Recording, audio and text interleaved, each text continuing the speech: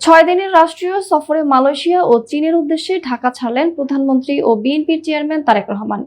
বিকালে বিমান বাংলাদেশ এয়ারলাইন্সের একটি ফ্লাইটে ঢাকা থেকে কুয়ালালামপুরের উদ্দেশ্যে রওনা হন তিনি। সফর সঙ্গী হিসেবে রয়েছেন তার সহধর্মিণী ডক্টর জুবাইদা রহমান, সরকারের কয়েকজন মন্ত্রী, প্রধানমন্ত্রীর উপদেষ্টা এবং সরকারি ঊর্ধ্বতন কর্মকর্তা ও ব্যক্তিগত কর্মকর্তারা। সফরকালে 22 জুন প্রধানমন্ত্রী মালয়েশিয়ার প্রধানমন্ত্রী আনোয়ার ইব্রাহিমের সঙ্গে একান্ত বৈঠক করবেন। পরে উভয় দেশের সরকার প্রধানের নেতৃত্বে উচ্চ পর্যায়ের প্রতিনিধি দলের মধ্যে দ্বিপাক্ষিক বৈঠক অনুষ্ঠিত হবে। মালয়েশিয়া সফর শেষে চীনের প্রধানমন্ত্রী লি কিয়াং এর আমন্ত্রণে সরাসরি চীনে যাবেন তিনি। চীন সফরের সময় চীনের প্রেসিডেন্ট শি জিনপিং এর সঙ্গে বৈঠক করবেন প্রধানমন্ত্রী। এছাড়াও চীনের প্রধানমন্ত্রী লি কিয়াং এর সঙ্গে দ্বিপক্ষীয় বৈঠক করবেন। সফরকালে চীনের সঙ্গে 17টির মতো চুক্তি ও সমঝোতা স্মারক সই হওয়ার কথা রয়েছে বলে জানা গেছে। সফর শেষে প্রধানমন্ত্রী আগামী 26 জুন রাতে দেশে ফিরবেন বলে আশা করা হচ্ছে।